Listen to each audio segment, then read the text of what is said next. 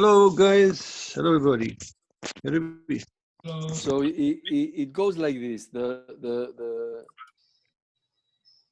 We've been learning a little bit about Hanukkah, and obviously, what I try to do is I try to learn the text, which is not easy. Yesterday's shiur, for example, was not easy, and I see that there's an element of difficulty, but there's a tremendous advantage if we try to learn the text. Once a week, as you see, I try and bring you references from the parasha of the week, or in this case, from the parasha of the week, plus the fact that it's Hanukkah. So today we're going to do that to sort of put together some very abstract and difficult subjects that we're learning in the Likutey Moharan, which are mainly just kabbalah, basically.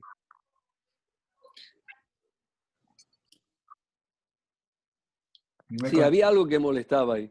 Okay. Un teléfono que está muy cerca. Okay, let's continue. So let's continue. Now, what we're going to do now is we're going to center around an idea. I don't know if we're going to have time to. There's somebody there that has like an echo. Yeah, Sí. like a phone talking or something. Or But you got a shut ver, up. ¿Le damos y abrimos? Espérate un momentito. Yo voy a ver quién es.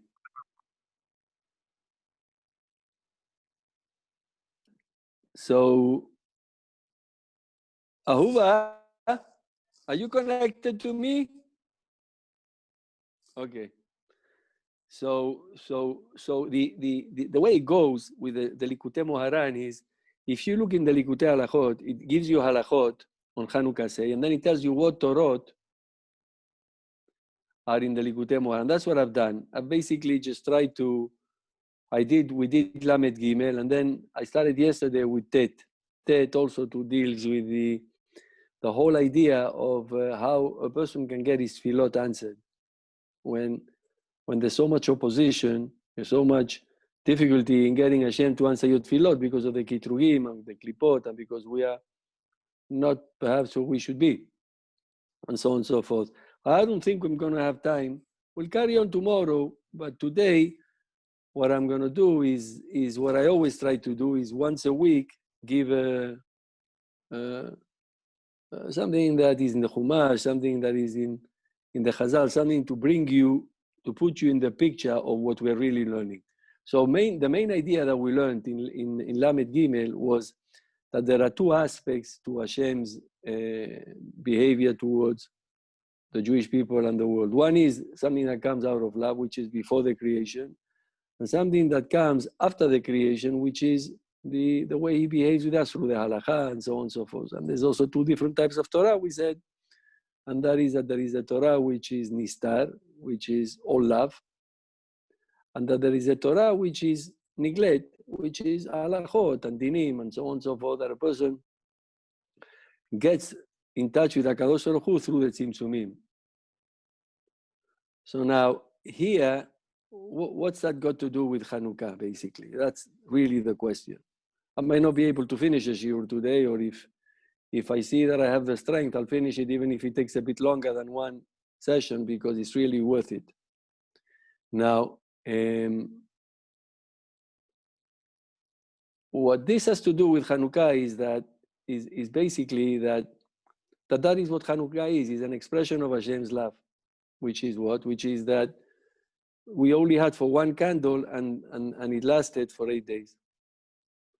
So for that, we touched it upon this idea yesterday, is that there's a Gemara that says, Rabbi Haina ben Dosa, that everything is a miracle. And he said to his daughter when she made a mistake and brought by mistake chometz to light the Shabbat candles, it would have light by the table and so on and so forth. She brought vinegar, chometz, and he told her, don't worry about it. You don't have to change it. Whoever says to the shemen to light will say the same thing to the chometz, which in effect means that nature is also a miracle. There's nothing in the oil that really burns better than vinegar. It's just that Hashem tells the oil to light. So Hashem told the vinegar to light, and the candles lasted longer than the ones with the shemen, which normally only lasted so that in those days they didn't have electric light. So they have to have enough light to be able to finish the meal with candles. And they lasted not only through the meal, but till Motzai Shabbat. So you see from here that even nature is a miracle. The only thing is that we get used to it.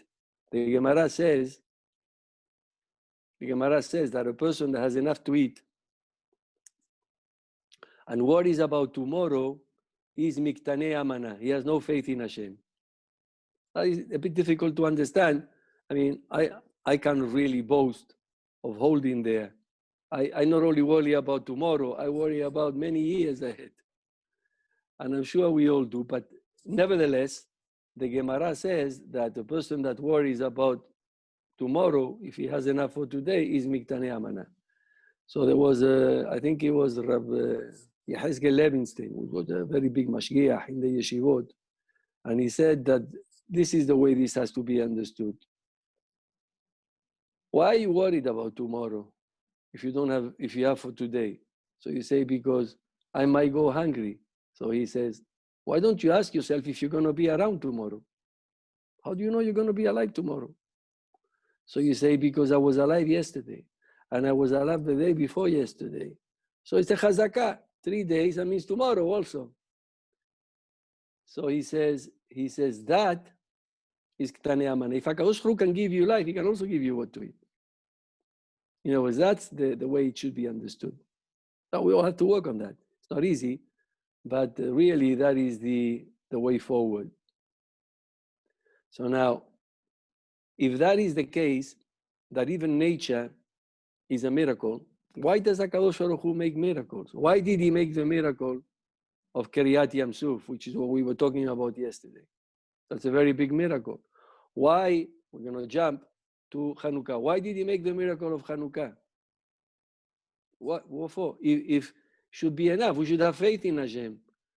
That nature is a miracle. That HaKadosh Baruch Hu provides you with life, provides you with food. You don't see animals in the jungle going hungry. So why should you? Everything is to serve you. All the animals and the whole of creation, they can serve you so that you can serve Hashem. So why are you worried about Parnasah? Life is a lot more important. Hashem gives you that every day. And you're not worried about that. You say. So the answer is exactly what the Mashgiach said. That something that you get used to, you lose track of the miracle. In other words, you don't really feel it's a miracle anymore. So Hashem knows that there are people that want to be close to him, but they find it difficult. They find it difficult because life is not easy. There's always a lot of nisyonot, because in this world, Hashem's love is there, but sometimes we don't understand his love. Sometimes his love comes in something which to us we interpret in a negative way. Not that Hashem doesn't love us, it's just that we don't understand his love sometimes. So for that, Hashem makes every once in a while a miracle, an open miracle. So that what? So that you realize that he loves you. So the miracle of Hanukkah is a miracle like that. The light of Hanukkah is a segula that a person can feel the love of Hashem. And we had said there, when we learned Lamed Gimel, that it's the Or HaGanuz that HaKadosh Baruch Hu hid. That's an expression of his love. He saw that there are going to be a lot of Reshaim, so he gave access only to tzaddikim, but not to ordinary people. Ordinary people will get it when Mashiach comes, not now. And you have that on Hanukkah, we said. And you have also the Or HaGanuz, that half an hour after Tzet HaKochavim, that's when you should look into the light so that you can understand Hashem's love. The whole of Hanukkah is an expression of Hashem's love. Shabbat, Chagim, when you light the candles, all of that is also a little bit of that light. But on the everyday, we don't really feel that love. And if you count the Nerot of Hanukkah, if you go backwards, 8, 7, 6, 5, 4, 3, 2, 1, you get 36. The number 36, which is what? When, before Hashem was Gonez, HaKadosh Baruch Hu, we know, he created the world, starting with Sunday. But he finished Yom HaShishi, as we know. And then Shabbat is part of the creation, but that's the Menucha. Al Kol Panim, the work, the melacha, he made on the 6 days. What did he create on the 6th day? The man. But the man sinned. We sinned, unfortunately. So HaKadosh Baruch Hu wanted to hide the Or HaGanuz. So they begged HaKadosh Baruch Hu to leave it for the whole of Friday, which is 12 hours. And the whole of Shabbat, Motzai Shabbat, he can take it back. So that's 36 hours. Those 36 hours are the Bechina that you have on Hanukkah. That's why there's 36 candles. To tell you, the rem is that there's a Or HaGanuz. That's why there's Lamed Vav Tzadikim in every generation, because they're an expression of the Or HaGanuz. They understand and feel Hashem's love. We will feel that when Mashiach comes, or if we come into contact with a tzaddik. That's well, now, if you look, Parashat Miketz always falls on Hanukkah, always. It has to fall on Hanukkah. It's like that.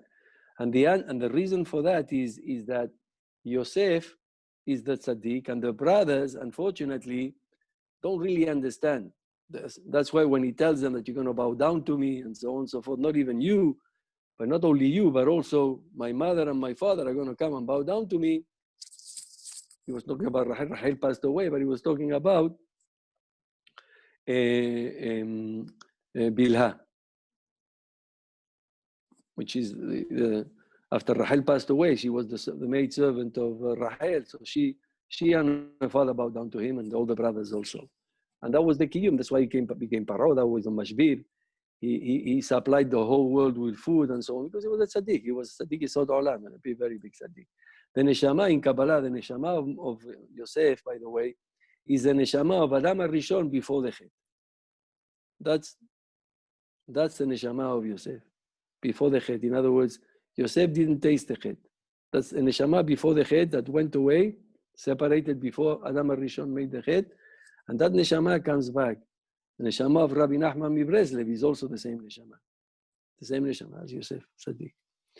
So now, if we take some time and analyze the parasha of the week, you're going to get a very deep understanding about what Hanukkah is all about. At least one facet of the understanding that Rabbi Nachman explains in the Likutey Moharan, that there are two different types of behavior.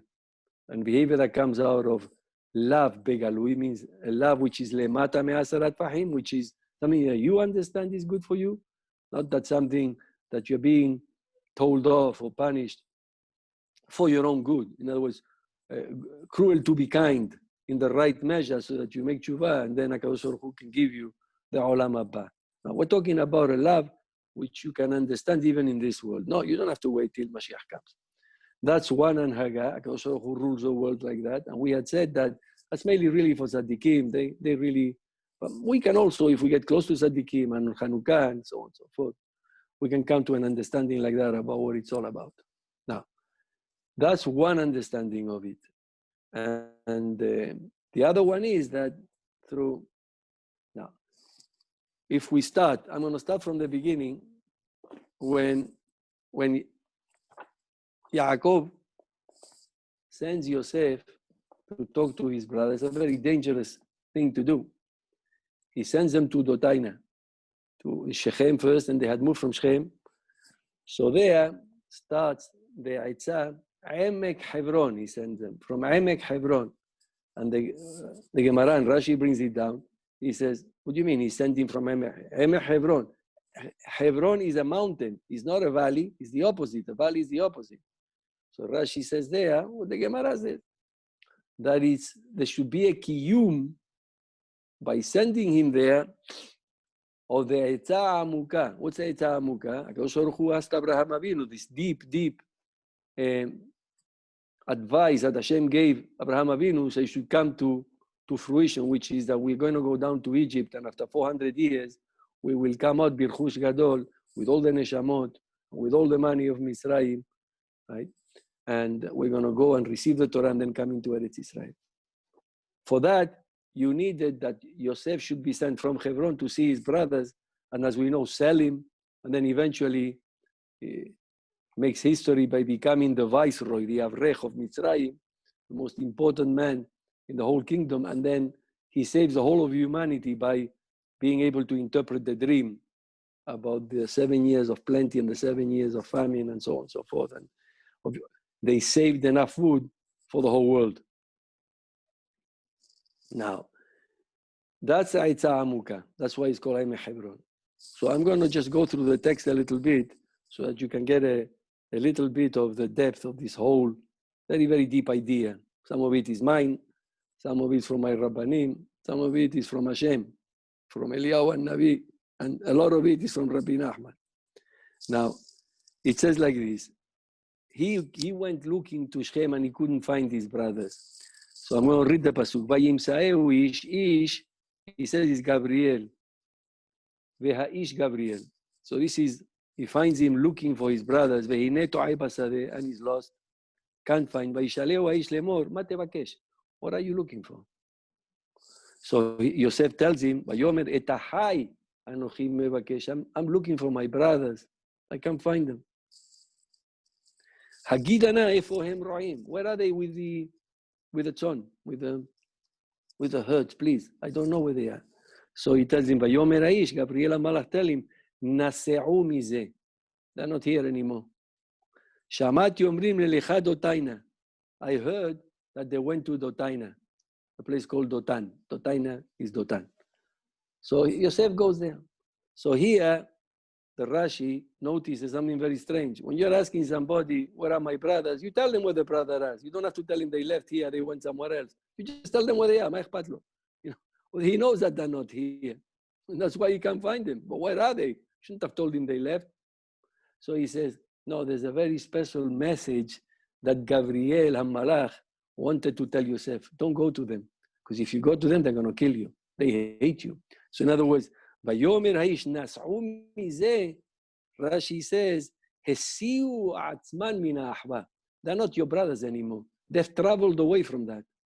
He gave them a hint. He told him, he says, I'm looking for my brothers. You don't have any brothers. They hate you. You go to them, they're going to kill you. But he didn't understand it, and he went to see them. So that's the first pasuk. Now we're going to go in order. When he meets them, when he sees them, when they come for the first time, so Yosef makes them a whole Dvar Torah here. So the Chumash says, Vayaker Yosef et Echav vehem lo hikiruhu. He recognized them, but they did not recognize him. And the question is very strong. Why on earth wouldn't they recognize him? I mean, he was 17 years old. So Rashi notices that, and he says because when they sold him, they had a beard, so they didn't look very different. They had a bit more gray maybe, but they had the same face. But Yosef was too young; he only had a little bit. So when the beard grew, they weren't able to recognize him. But Rashi is not too happy with that because a beard doesn't really stop a person from recognizing somebody else. So Rashi says something wonderful, something really beautiful. He says like this: Umidrash Agada, Vayaker Yosef et Echav, Keshenimsaru biyado hikir shehem achiv verichem alehem. When he was the viceroy, the most powerful man in the world, and he could have killed them all, he saw that they came from the same parents. And even though they wanted to kill him, he saw how vulnerable a person is in this world, that they're nothing really. And he saw that it was all a whole plan. He was so great, Yosef, that he says, I can kill you, but I'm not going to kill you because I see that you're my brothers. So, vehem lo hikiruhu. But when they were powerful and they should have seen and felt bad because he was crying like a little kid. He didn't want to die. He wants to die. Nobody wants to die. They threw him into the boat and he was crying for his life. They did not recognize that they were brothers. They didn't feel sorry for him. They were very cruel to him. So you see from here, something which builds and helps us to understand why, in the end, they couldn't understand that he was their brother. And we'll see why now. I'll explain it more and more. So now we have some very interesting episodes here. So when they come, Yosef starts talking to them with a lot of, it was very cold to them. Not only cold, but he kept them very distant, and he started accusing, as you know, of being spies and so on and so forth. And in those days, if a person is caught being a spy, he gets killed on the spot. So they were very scared because he came with a lot of accusations and he had a lot of proof. So one of the things that he tells them, and this becomes a very famous object, is it's not this, it's a goblet because it's too long, it's very long. Okay? It was one of those things that people used to when they drink fancy wine, you know, a goblet with a foot, you know, very thin and not very wide. So he used to, every once in a while, play the magician, and he used to hit it, and he used to go like this, and he used to tell them the future. So we see this time and time again. I'm going to give you a few examples of when he does that, and you're going to wonder why on earth they didn't recognize him. Because not only did they have their brother in front of them, but the things that he told them, only a brother can know.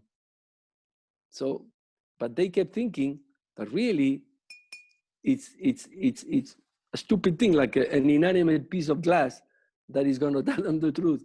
That was when a person doesn't want to see the truth, a person starts, it's a certain type of avodah zarah. In other words, when you don't want to see the truth, you believe the most stupid things in the world just because you just don't want to see the truth. You don't want to see what's in front of you. So he tells them like this. He tells them like this. You know, I know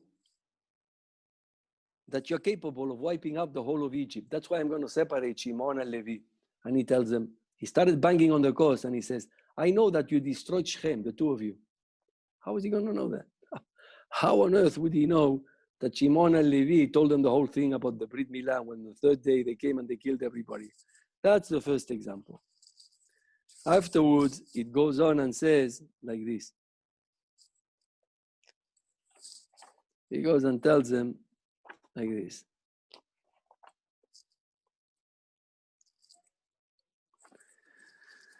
He goes like this. When they tell the father gets really upset because now they insist that Binyamin has to come. It's a bit of a mystery why Yosef chose that they should bring Binyamin. Otherwise, if you don't bring Binyamin, it means you're spies. I don't know. I mean, I'm sure there's a lot of spies that have a younger brother. It doesn't make them not spies.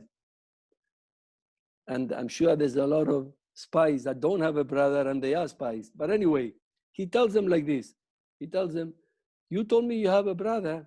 So if you don't bring me your younger brother, I can understand why you said that because he loved his brother. He's from the same mother. He adored his brother. If you don't bring me your brother, my brother, Binyamin, I'm going to kill you all. And Shimon is going to stay in jail and you're finished. And you won't get any more food. You'll starve. If you don't come back with my brother, with Binyamin. He doesn't tell them he's the brother, obviously. So he says, Yosef, Yaakov is very upset. Why on earth, if you see somebody is looking to tickle you, to accuses you of something that he has no right to do, you're a spy. Why should I be a spy? I came with my credit card. All I want to do is buy some groceries. I'm going to buy a big quantity like everybody, and then I'm going to go back. I mean, if a person starts accusing you of all kinds of stupid things like that, the last thing you want to do is answer his question. Tell him, that you have a younger brother. And if you look at the conversation that they had, you realize that it's completely out of character, that Chachamim like that and Tzaddikim like that said such stupid things. The number one rule is when you don't trust a person, you don't give them any information because you're just giving themselves rope to hang you. You're hanging yourself, basically. So why on earth did they give him so much information? And that is the question that Yosef, that Yaakov asks them. He tells them like this, Vayomer Israel, Lama hare'otem li lehagid la'ish ha'od lachem ach. Why did you tell them that you have a younger brother that didn't come? Why, stupid. You're very stupid to do that. So they answered him, Shaol sha'al la'ish lanu ulmolatenu. Ulmolatenu. Now we'll see what ulmolatenu means. Because it really is completely out of context. Ulmolatenu. Ulmolatenu means that which gave birth to us. אוקיי, לאמור, העודה בכם חיה, יש לכם אח, ונגד לו על פי הדברים האלה. הידוע נדע כי יאמר הוריד את אחיכם. How are we to know that he's going to tell us to bring Binyamin? We have, but still the question is there. And you see here that when a person doesn't have a clean conscience, he behaves in a stupid way. You know, you offer more information than what you need to. And sometimes that can cost you your life. And that is really one of the perushim, that the onesh of the Avera is the Avera itself. Because they felt so guilty that they did a lot of stupid things that a person that doesn't have erot doesn't do. So, ulmolatenu, Rashi brings a midrash and he says, afilu atse arisote. In other words, a person grows up on a bed. If you know, growing pains, I don't know if you remember, but I remember very well when I was a kid, growing pains come when you're sleeping in the bed. That's when you feel you're growing. You wake up because you feel like you're stretching a little bit. Those are called growing pains. You don't usually feel that when you're awake. You feel it when you're... And also too, ulmolatenu is like the place where a person has children. In other words, it's on a bed. So he asked them, this is the Midrash says, he takes molatenu to a very, very, very interesting interpretation that says like this.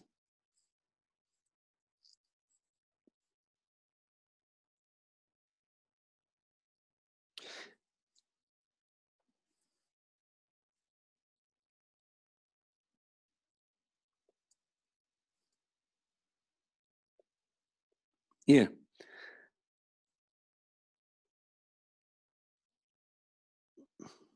So the beds is talking about, according to the Midrash, אולי הכוונה שסיפר להם ענייניהם מימי קטנותם.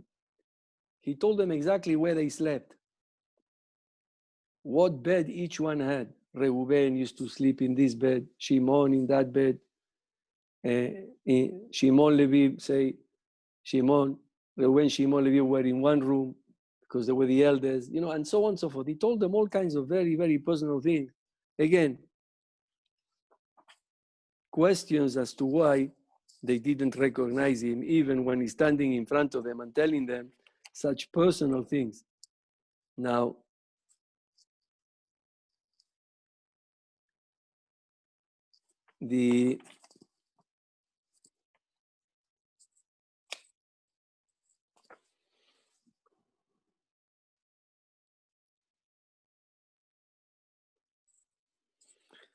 yeah.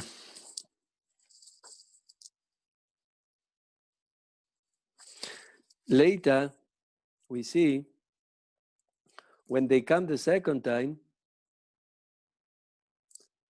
and they're all worried because they get called to the house of Yosef instead of letting them go to a hotel. They only come to buy. So they get called back. They think it's because, as you know, they put back the money in the first by Levi, they put it on top, and by everybody else, they put it at the bottom, so that Levi is the one that has to worry. Again, he keeps Shimon, who's the one that wanted to kill him, and Levi, which is the second worst one, he puts him the money on top so that he starts worrying the whole trip. The other brothers only find it at the end when they empty the bags once they get back to Eretz Israel. But he's all worried, tells his brother, I don't understand. Why me? Why didn't they take my money? Why did they put my money back? I paid them. And so that he starts worrying, you know, so that he starts feeling a little bit sort of left out. So you see, again, there's another hint there that he penalizes Shimon and Levi, which were the two that wanted to kill him. The others did not want to kill him. They hated him, but they did not want to kill him. That's also something interesting. Then afterwards, it says, when he gets to sit them down, he tells them, don't worry. Menashe tells them, because the Ha'ish there, the one that's talking is Menashe. He tells them, don't worry. It's your God, Hashem. Hashem is the one that protects you, and you don't have anything to worry about. We received our money. It must be a miracle that he put. So they believe in that it's a miracle and so on and so forth. Also a very weird thing that, you know, grown-ups should believe something like that Hashem is going to make a miracle and give them back their money and so on and so forth. But anyway, so afterwards, when he sits them down, he says, he sits them down like this. He says, he sits them down in order. He sits them down in order. And the last one, he sits beside him, which is Binyamin. So again, the same story. He hits the glass and he says, Reuven, Shimon, Levi, Yehuda, Issachar, Zvulun, Bnei Em Echad. They are all from one mother. So he puts them all together and in the order in which they were born. And so on and so forth. The whole thing is like completely blatant. Later, he sends them away. And he puts him in the thing of Binyamin, the Gavia. He puts the cause. And they pursue them, and they tell him, wait a minute, how did you dare steal the cause from our master, from Paro?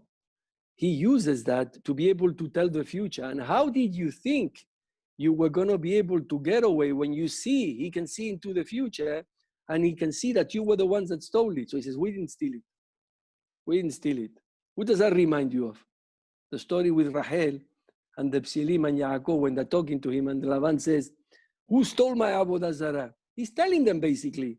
He's telling them again, I am the son of Rachel. And where does he put it? Where does he put it? What is it that he puts? The Avodah Zarah. They believe it really works. But really, Yaakov is hinting to them, you're fools.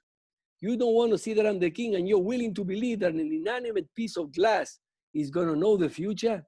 You're so stupid. And he puts it Davka in the thing of Binyamin. And they say, whoever has it can be your slave. Just like Yaakov said, whoever has it should die. And they do the same thing again. And it doesn't dawn on them that he's talking to them. He's giving them all kinds of hints. And they just don't understand. It just doesn't, the coin doesn't drop. Eventually, and here is something interesting. There's a Midrash.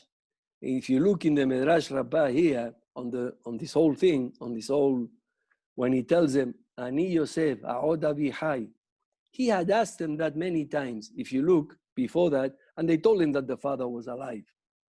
So why does he tell them again? So a lot of people don't really understand that, and they also don't understand that they couldn't answer him. Why couldn't they answer him? What did he tell them, basically, that left them without even the strength to answer him? So the Midrash explains that he wasn't asking them whether the father was alive or not. What he was telling them is like this. He tells them, look, I'm going to first read the Midrash, and then I'll explain it to you. The Midrash says like this. Ita al pasuk ze amar Rabba Kohen Bardela, oy lanu miyom hadin, oy lanu miyom hatochacha. Din is when you do something wrong. So you get punished for doing something wrong. Tochacha is when there is a contradiction. In other words, in Shamayim, they don't just punish the person for doing something wrong. They punish the person for doing things that contradict himself. In other words, either he tries to save himself by giving an excuse, and they show him that excuse is no good because that excuse is completely invalid. Because when it comes to something else, he was very keen to do it. Now he says, I find it difficult to get up in the morning, and they show him to have fun. He's ready to get up at 3 o'clock in the morning. In other words, that's tochacha. Or tochacha is also what you could have done had you not sinned. What you could have achieved had you not sinned. So we'll see what this has to do with Yosef and what this has to do with Hanukkah also. So he says like this. He says like this. Yosef hakatan shel hashvatim lo yuchlu ahiv la'anot oto ki nibhalu mipanav. No supieron cómo contestarle. They didn't know how to answer him because they were so scared of him. We'll see why now. So lekeshiyavo HaKadosh Baruch Hu at 120 when we go to Shamayim and HaKadosh Baruch Hu comes to you and tells you veyochiach lechol echad echad lefi ma shehu, and he tells you off for what you've done in this world, just like he did to them. שנאמר, הוכיחה וערכה לעיניך, על אחת כמה וכמה.